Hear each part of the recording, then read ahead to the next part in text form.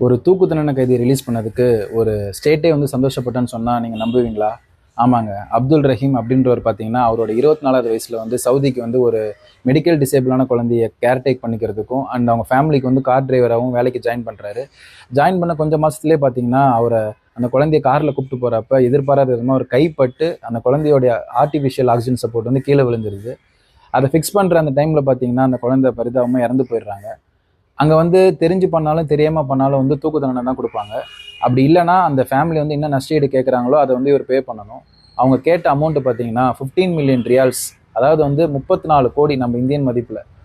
ஒரு middle class ஒரு நார்மலான மனுஷனால் எப்படி அவ்வளோ வந்து காசை கொடுத்துருக்க முடியும்?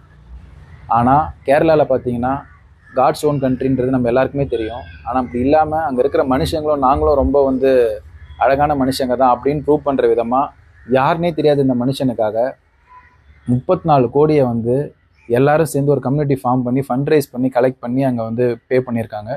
2 நாளைக்கு முன்னாடி பக்ரீத் அன்னைக்கு பார்த்தீங்கன்னா அவரை வந்து சவுதி கவர்மெண்ட் வந்து ரிலீஸ் பண்ணியிருந்திருக்காங்க.